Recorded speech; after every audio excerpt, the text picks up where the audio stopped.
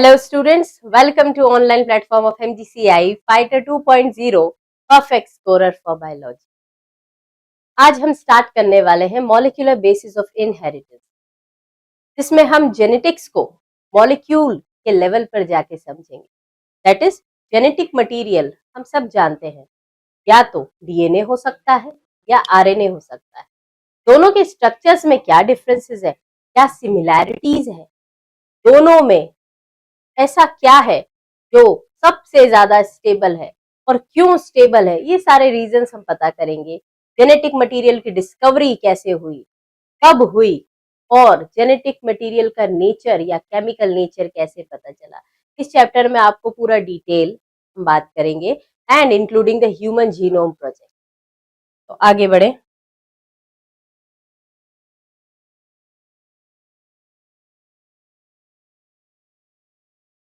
Now in this chapter, molecular basis of inheritance, molecular basis of inheritance. देखो, इसके पहले जो चैप्टर हमने कंप्लीट किया है उसमें principles of inheritance and variations, that is ऐसे क्या प्रिंसिपल्स है या लॉस है जो फॉलो होते हैं जब कैरेक्टर्स इनहेरिट होते हैं।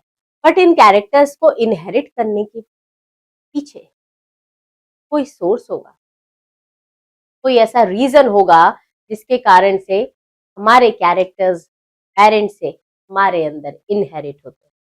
Yes, exactly. तो मॉलिक्यूल के लेवल पे जाके समझना पड़ेगा। अगर हम एक डीएनए की बात करें तो डीएनए कहाँ होता है। बच्चे अक्सर कंफ्यूज होते हैं कि व्हाट और वेयर इज डीएनए। यहाँ पर देखो, अगर हम बात करें न्यूक्लियस की, न्यूक्लियस के अंदर है ये जेनेटिक मटेरियल। अब ये जो न्यूक्लियस मैंने बनाया है, this is interphasic nucleus. Interphase समझते हैं? Interphase that means the cell is in resting stage, cell आराम की अवस्था में है। तब क्रोमोसोम दिखेगा? बिल्कुल नहीं। तब दिखता है क्रोमैटिन। अब ये क्रोमैटिन होता क्या है? कंडेंस और बनाएगा, कंडेंसेस टू फॉर्म क्रोमोसोम्स। ठीक है, condenses to form chromosome. But अब इसका केमिकल बेसिस हम देखें कि एक्चुअल ये फॉर्मेशन कैसे हुआ। तो अगर हम डीएनए के डबल स्ट्रैंड को देखें, थोड़ा सा कंडेंस हुआ, कुछ ज्यादा कंडेंस हुआ, और ज्यादा कंडेंस हुआ, ये कुछ इस प्रकार से।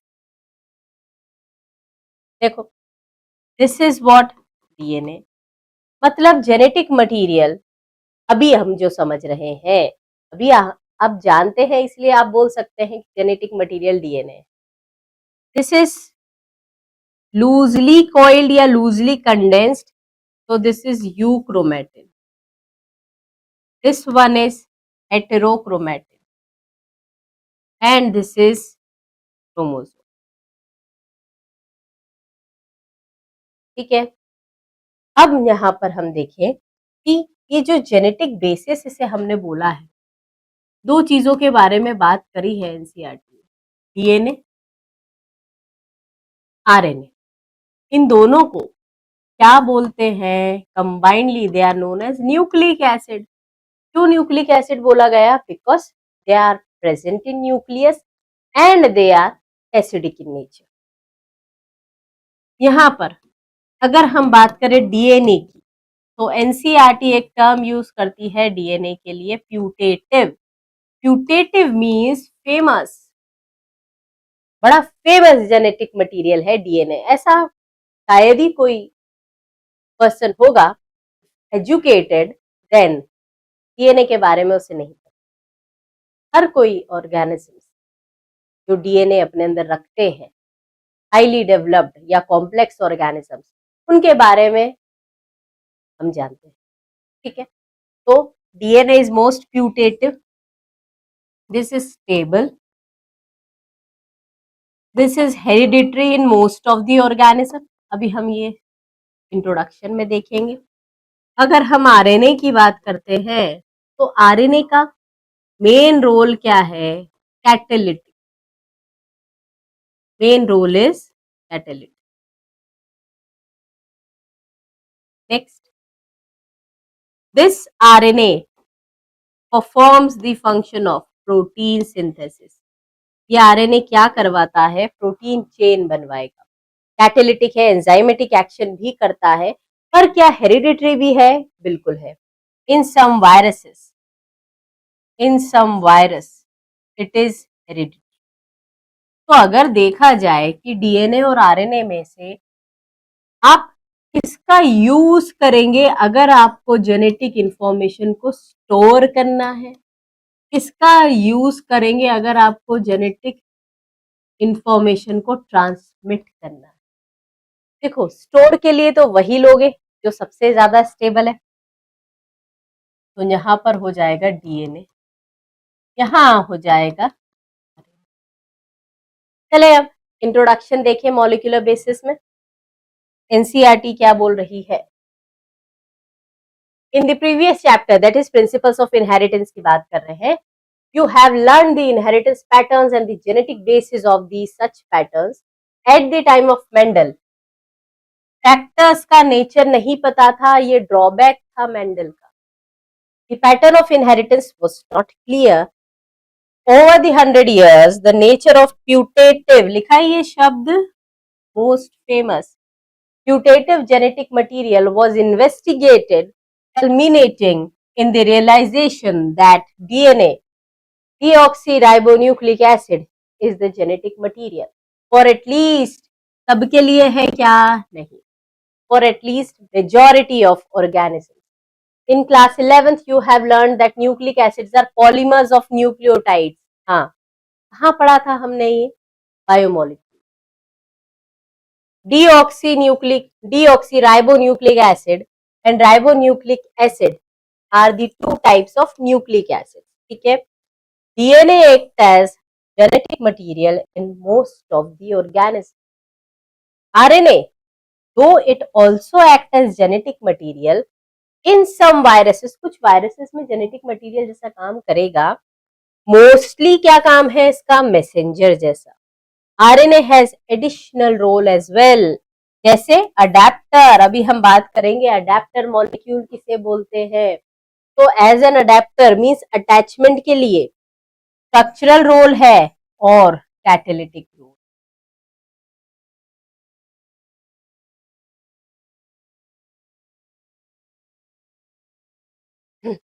इनकी जो मोनोमेरिक यूनिट्स है, these monomeric units are linked to form the polymers.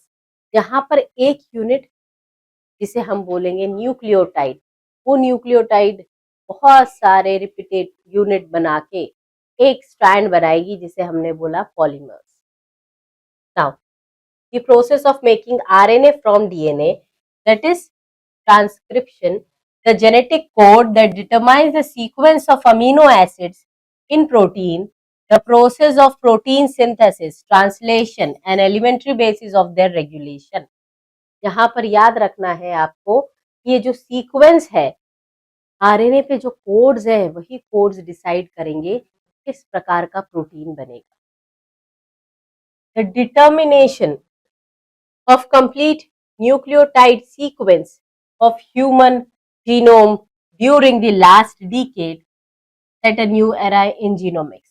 In the last section, the essentials of human genome sequencing and sequences are to be discussed. इसी चैप्टर में लास्ट एंड पोर्शन है human genome project, that is SGP. Let us begin our discussion by the first understanding structure of most interesting molecule in living system. तो एक और point मिला हमें, most putative, stable, hereditary in majority organisms and most interesting molecule in the living system. This is DNA. Now, then why it is the most abundant genetic material and what is the relationship with RNA? यहाँ पर हम देखेंगे कि सबसे ज्यादा abundant genetic material DNA ही क्यों है, क्या रीजन है स्टेबिलिटी का और उसका आरएनए के साथ में क्या रिलेशन। ठीक है, now the next heading comes to the DNA. The DNA, you understand? The DNA. The DNA means specific.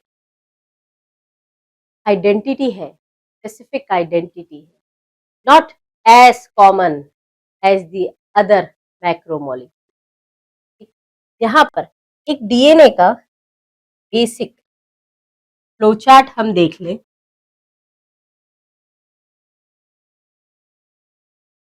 DNA is a polynucleotide. DNA क्या है? Polynucleotide. It is made up of many nucleotides. Now, this nucleotide is made up of nucleoside and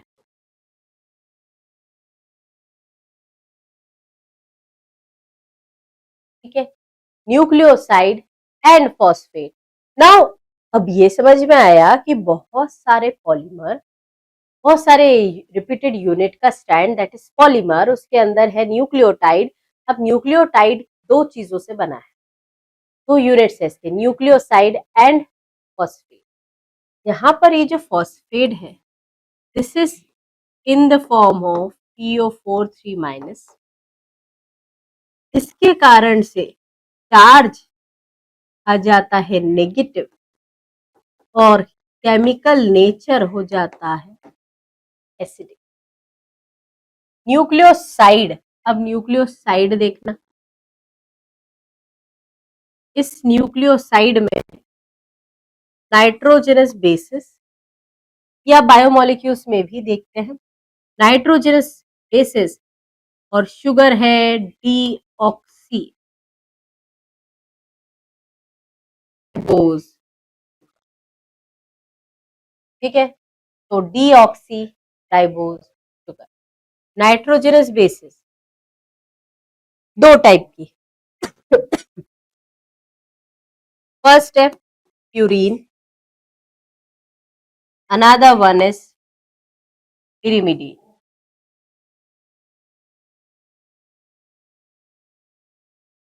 purine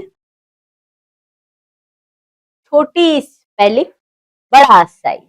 अब छोटी spelling बड़ा size तो कोई logic नहीं है, but it's the way to remember. छोटी स्पेलिंग बड़ा साइज, दैट मीन्स बाइसाइक्लिक है. बड़ी स्पेलिंग छोटा साइज, दैट मीन्स मोनोसाइक्लिक. अब प्यूरीन की अगर हम बात करते हैं तो प्यूरीन में एक होगा एडिनाइन, एक होगा ग्वानिन.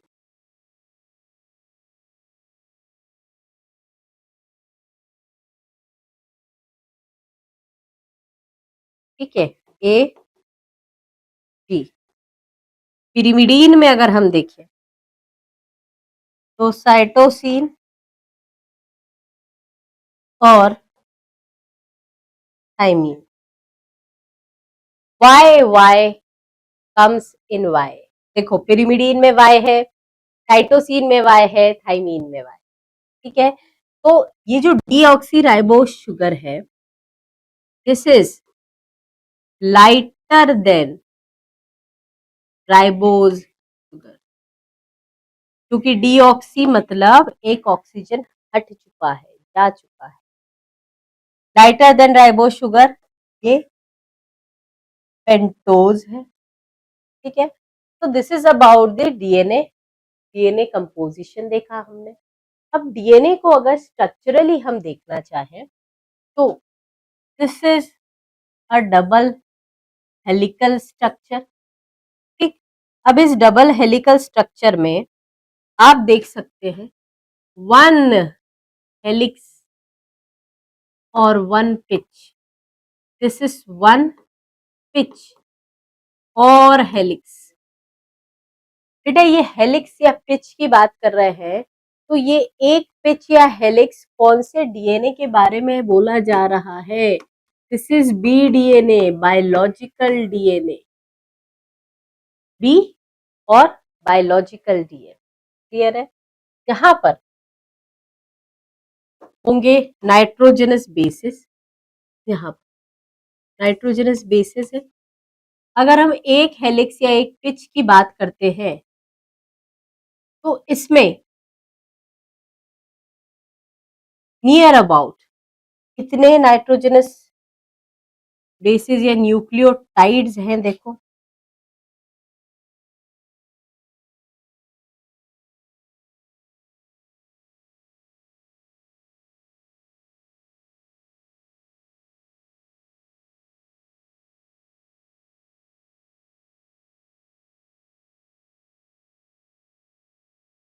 ठीक है। Now this is one turn और वन हेलिक्स।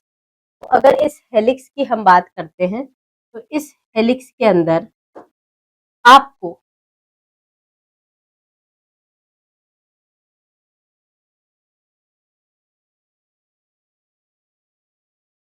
मिलेंगे नियर अबाउट 10,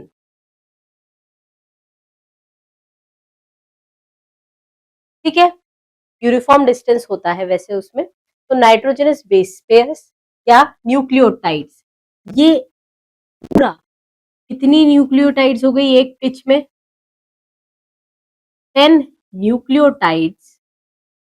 और यहाँ पर देखो, ये एक न्यूक्लियोटाइड है, यहाँ पर ये एक न्यूक्लियोटाइड है, यहाँ पर तो 10 न्यूक्लियोटाइड्स है।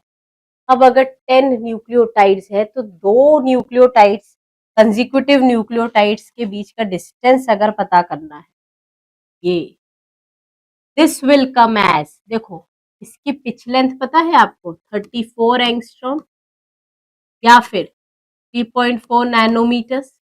तो इसकी हो जाएगी 3.4 एंगस्ट्रॉम, 10 से डिवाइड कर दोगे ना, या फिर 0.34 नैनोमीटर्स। यहाँ पर एक पिच 34 एंगस्ट्रॉम की है, एक पिच में 10 न्यूक्लियोटाइड्स है, then you will divide the 34 by 10। तो दो कंसेक्यूटिव नाइट्रोजनस बेस पेयर्स के बीच का डिस्टेंस और न्यूक्लियोटाइड्स के बीच का डिस्टेंस कितना हो जाता है? 3.4 एंगस्ट्रॉम और 0.34 नैनोमीटर्स। यहाँ पर समझ लो 1 angstrom equals to 10 to the power minus 10 meters. 1 nanometers equals to 10 to the power minus 9 meters. ठीक है। नाउ अब इसका अगर डायमीटर देखा जाए तो इट इज 20 एंगस्ट्रॉम और 2 नैनोमीटर्स। 20 एंगस्ट्रॉम और 2 नैनोमीटर्स, ठीक है। बस एक डेसिमल का डिफरेंस है यहाँ पर। तो this is the structure of one DNA double helix. यहाँ पर अगर इस डीएनए डबल हेलिक्स की बात करें तो इसे हम बहुत ध्यान से देखेंगे, बहुत बारीकी से देखेंगे। इसके स्ट्रैंड्स की पोलैरिटी लिखी जाती है 3 प्राइम टू 5 प्राइम और अपोजिट स्ट्रैंड है 5 प्राइम टू 3 प्राइम, ठीक है। तो this polarity is on the basis of the functional group. यहाँ पर फॉस्फेट कहाँ पर है, यहाँ पर कौन से एंड फ्री है, ये हमें देखना पड़ेगा। तो अगर शुगर की बात करें, सबसे पहले अगर न्यूक्लियोसाइड देखें, न्यूक्लियोसाइड, ठीक है। न्यूक्लियोसाइड में क्या दो चीजें थी? Nitrogenous base and sugar.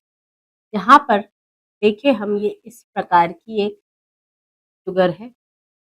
This is 5 carbon containing sugar and known as pyranose ring. क्या बोला जाता है? Pyranose ring. इधर ऐसे स्ट्रक्चर्स हैं, यहाँ पर आप बना देते हो, देखो this is first carbon, second one, third one, fourth one and यहाँ पर है एक फिफ्थ कार्बन, ठीक है। 5th कार्बन से जुड़ा है आपका P से 5 फॉस्फेट, और इसका जो OH है दिस इज फ्री, 3 डैश का OH होता है फ्री। फर्स्ट कार्बन किस बेसिस पे नाम दिया आपने, नंबर किस बेसिस पे दे दिया कि carbon number 1, this is on the basis of nitrogenous bases.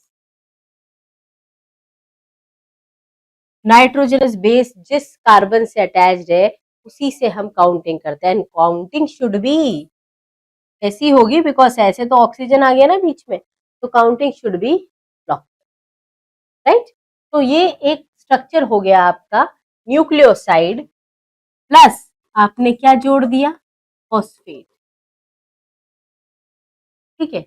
ये न्यूक्लियोसाइड था और ये हो गया फॉस्फेट, तो अब मिलके क्या बन चुका है, ये न्यूक्लियोटाइड। अब डीएनए के बारे में दिया है कि क्या डीएनए की लेंथ आप पता कर सकते हैं। यस, डीएनए की लेंथ कैसे निकालेंगे, length of DNA, length of DNA equals to, देखो दो कंसेक्यूटिव नाइट्रोजनस बेस के बीच में जितना डिस्टेंस है, से इट इज कांस्टेंट 0.34 नैनोमीटर्स और 3.4 एंगस्ट्रॉम, उससे आप मल्टीप्लाई करोगे कितनी न्यूक्लियोटाइड्स है उससे, या कितने नाइट्रोजनस बेस पेयर है उससे। यहाँ पर इट इज द मल्टीप्लीकेशन और the product of distance between two consecutive base pair and number of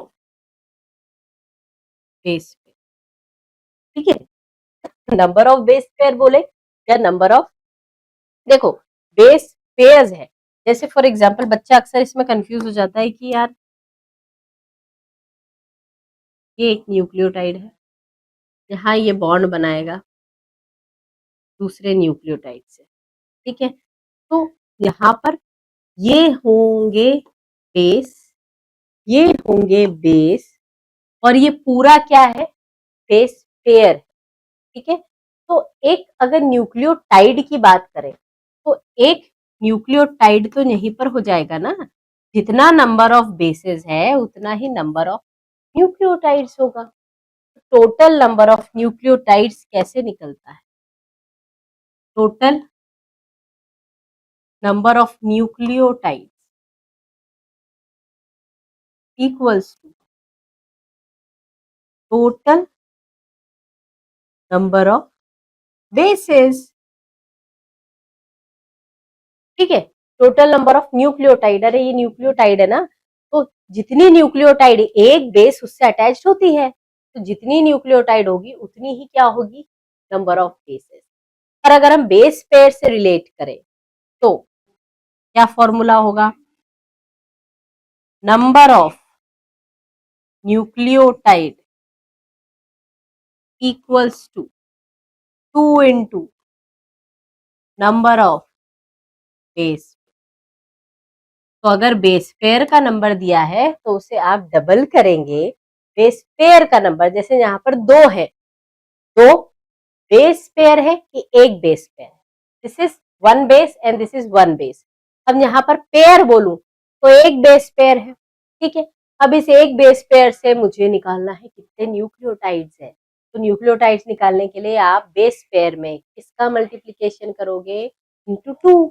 तो टोटल नंबर ऑफ न्यूक्लियोटाइड्स अगर यहाँ पूछे equals to 2 into number of base pair, तो यहाँ हो जाएगा इस केस में 2, इस केस में हो जाएगा 2 इंटू 1,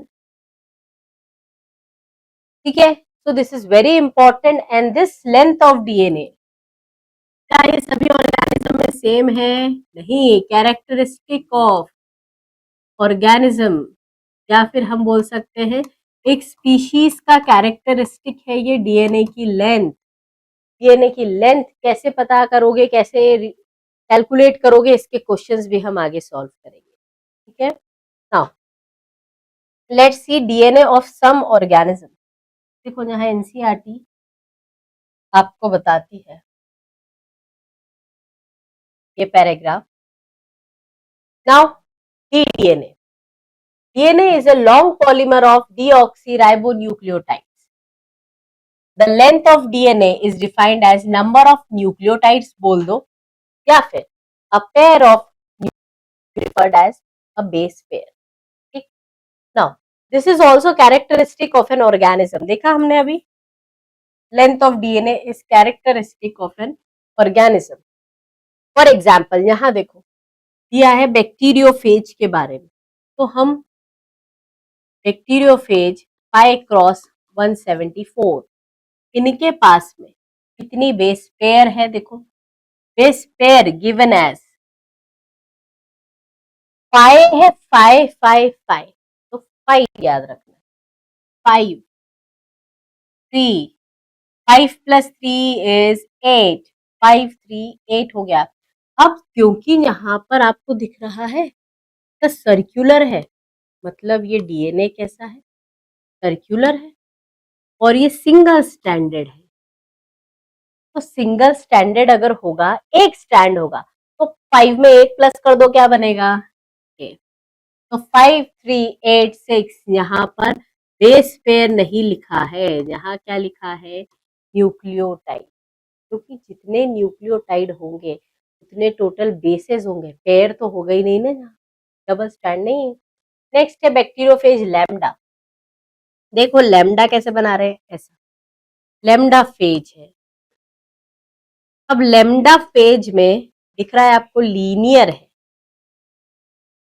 और ये 2 रंडी दिख रही है, दैट मीन्स डबल स्टैंडर्ड है। ठीक, अब इसकी जो बेसिस है 4 8, अब डबल स्टैंडर्ड है तो यहाँ पर 2 लिखो, ठीक है। 4 8 48 + 2 कितना होता है 50, तो 4850। Clear. Now human genome.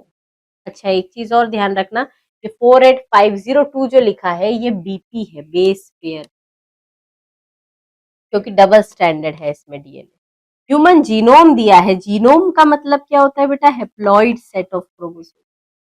Haploid 3.3 into 10⁻³ 3 into 3 क्या होता है 9 बेस पेयर। ठीक, और हमारे बॉडी में रहने वाला as a symbiote E coli, E coli है हमारी बॉडी में, सेल में क्रोमोसोम नंबर कितना होता है 2n = 46। तो यहाँ पर देखो ना इकोलाई के बारे में कितना दिया है, इकोलाई प्रोकैरियोट है, जाहिर सी बात है सर्कुलर डीएनए होगा, डबल स्टैंडर्ड होगा। यहाँ ह्यूमन का आपको बताया नहीं बिकॉज मुझे लगा आप जानते हैं, पर फिर भी बता देते हैं, लीनियर एंड डबल स्टैंडर्ड है। ठीक है, यहाँ पर इकोलाई का chromosome number, genomic number is 4.6 into 10⁻⁶ base. ठीक है, तो this is about the DNA in different organisms. हमने देखा कि डीएनए अलग अलग ऑर्गेनिजम्स में अलग अलग होता है। अब देखो यहाँ पर हम रीड करते हैं, पहले स्ट्रक्चर देखें, जो एनसीईआरटी ने एक स्ट्रक्चर बनाया ना बेटा, इसमें एक करेक्शन है। देखो यहाँ पर होता है, ठीक, इधर होता है ऑक्सीजन। अब काउंटिंग अगर करोगे तो यहां से काउंट करोगे 1, तो 1 2 3 4 एंड कार्बन, तो परफेक्ट बन गया अब आपका डायग्राम, है ना। मतलब यहाँ इस शुगर में आपको ऑक्सीजन बनाना है, तब जाके आपकी काउंटिंग ठीक हो पाएगी। क्योंकि अब देखो जो मैं आपको स्ट्रक्चर में बता रही हूँ वही अपन कंटेंट में भी देखने वाले। First carbon of the sugar, उससे क्या जुड़ा है नाइट्रोजनस बेस। यहाँ पर थर्ड कार्बन की बात करें तो पेंटोज शुगर का जो थर्ड कार्बन है वहां का जो OH है दैट इज फ्री, फ्री छोड़ दिया। अब अगर आपने उसे फ्री छोड़ दिया तो या तो वो एंड टर्मिनल पे है तो उस पे कोई अटैच नहीं होगा, पर अगर बीच में कहीं है तो उसके OH ग्रुप से बॉन्ड बनाएगा नेक्स्ट न्यूक्लियोटाइड का फॉस्फोरेट। देखो यहाँ ये कंडीशन, ये एक न्यूक्लियोटाइड हो गई आपकी, हो गई। अब इसके 3' छूटा हुआ है, OH है यहाँ पर, है ना। अब दूसरी न्यूक्लियोटाइड कौन सी है, ये वाली। इसमें देखो 1 2 3 4 and fifth one, fifth carbon पे फॉस्फेट है। तो अब ये दोनों को आपस में बॉन्ड बनाना है। जब दोनों को आपस में बॉन्ड बनाना है तो बीच में जुड़ता है एक ईस्टर लिंकेज, पर दोनों के बीच में है तो वो होगा फॉस्फेट, तो है ही फॉस्फोडाई ईस्टर लिंकेज। तो अगर मैं इसे और अच्छे से एक्सप्लेन करना चाहूँ तो हमारे इस डायग्राम को देख लो, इससे आपको सारे बॉन्डिंग समझ में आ जाएगी। अब आपने एक ऐसा बनाया है तो एक का स्ट्रक्चर कैसा होगा, कुछ इस तरीके से। अरे एंटी पैरेलल है ना भाई, ऐसा कुछ बना दोगे आप, ठीक। नाउ अब आपको जोड़ना है क्या, यहां से फॉर एग्जांपल आपने जोड़ दिया एडिनाइन, एडिनाइन के सामने है थाइमीन। कैसे पता मैम आपको थाइमीन है, अरे अभी हम पढ़ेंगे चारगाफ रूल्स। जैसे एडिनाइन बाइंड्स विथ थाइमीन, मतलब purine binds with pyrimidine, vice versa, purine purine bind नहीं कर सकते।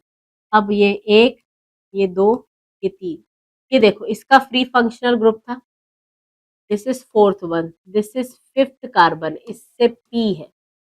इसका जो OH था उसने क्या किया, यहाँ पर मान लो हमने साइटोसिन लगा दिया, तो 1 2 3 ये छूट गया free OH, this is fourth and this is fifth one.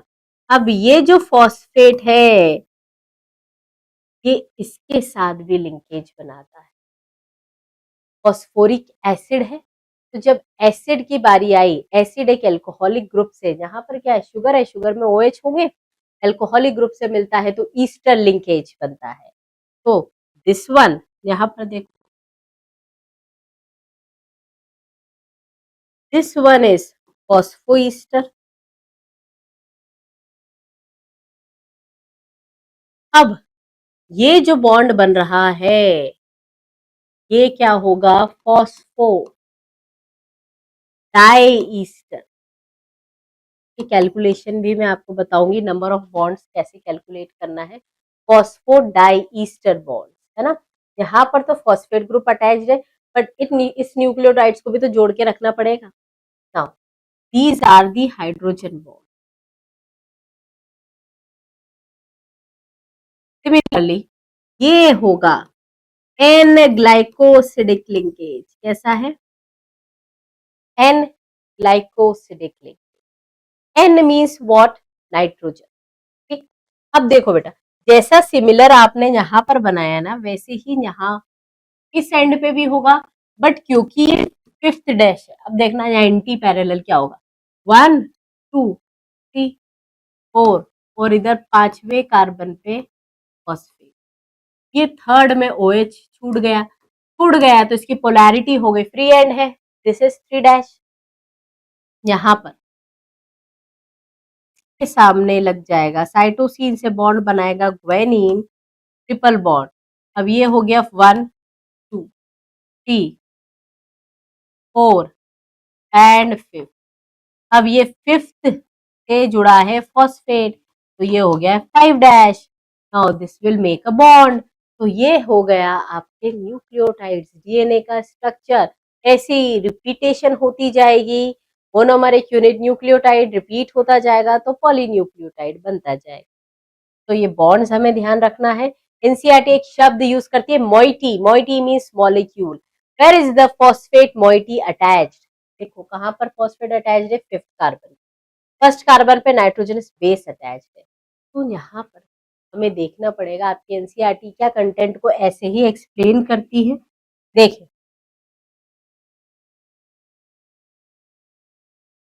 Structure of polynucleotide chain, let us recapitulate, मतलब let us recall the chemical structure of polynucleotide chain.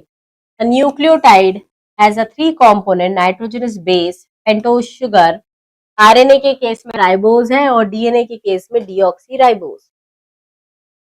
A phosphate group. There are 2 types of nitrogenous bases. हमने देखा, एक bicyclic है purine, एक monocyclic है pyrimidines. ये जो uracil है इसकी बात हमने अभी डीएनए में नहीं करी because this is present in RNA. Cytosine is common for both DNA and RNA. Thymine is present only in DNA. बोल दिया ना इसने. Uracil is present in RNA at the place of thymine.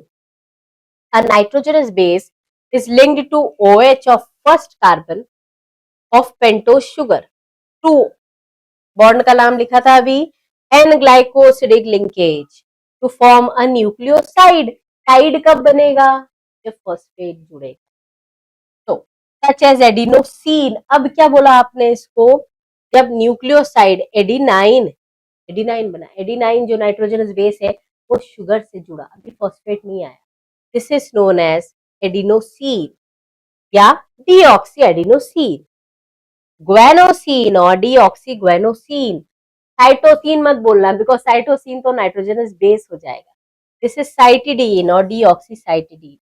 Uridine और deoxy uridine.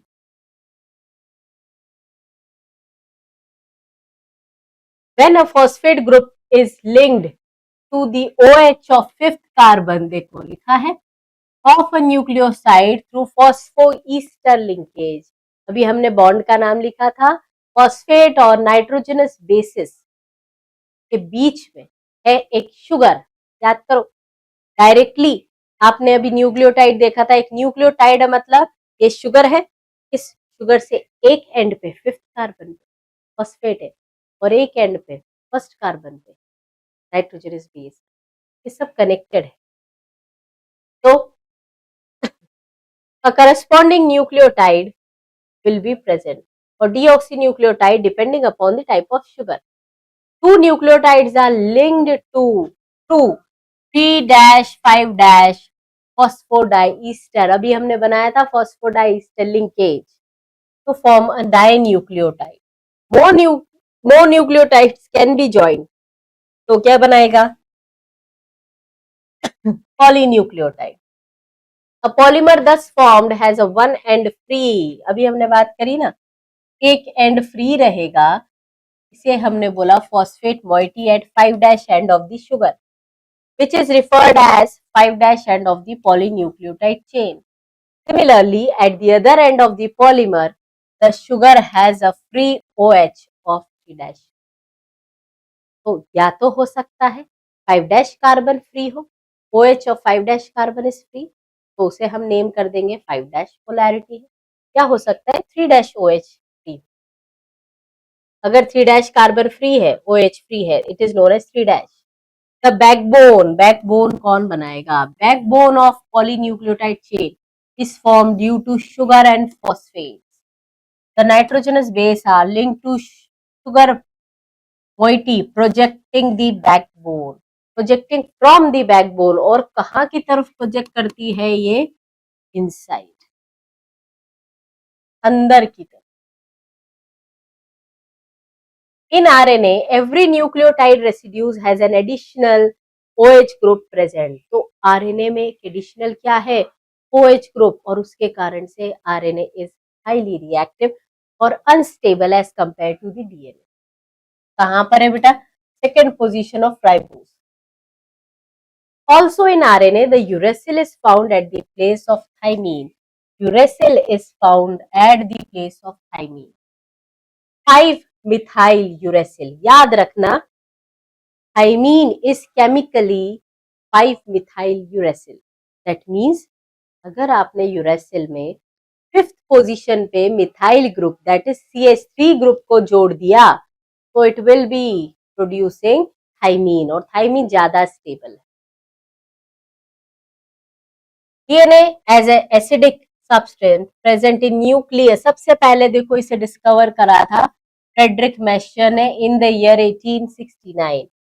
He named it as nuclein. इन्होंने नाम दिया nuclein. बाद में अल्टमैन आए जिन्होंने न्यूक्लिक एसिड दिया.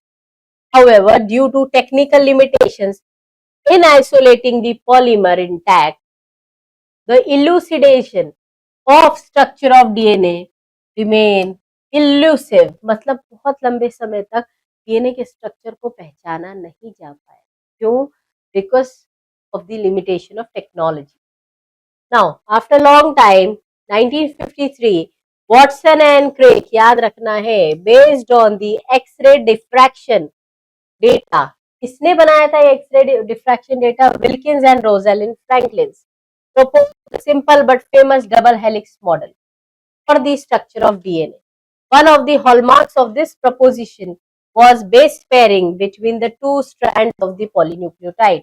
However, this proposition was also based on the observation of Chargaff rules that for a double-stranded DNA, ratios are between adenine, thymine, guanine, cytosine. इनके बीच में चारगाफ ने कुछ रूल दिया और ये जो चारगाफ बेस पेयरिंग का रूल है, दिस इज वेरी इंपॉर्टेंट और इस रूल को हम डिस्कस करेंगे. इस रूल से रिलेटेड जो क्वेश्चंस बनते हैं, बेसिक से क्वेश्चंस हम यहाँ डिस्कस करेंगे and the rest will be discussed along with the PYQ. ठीक है स्टूडेंट्स, तो थैंक यू सो मच.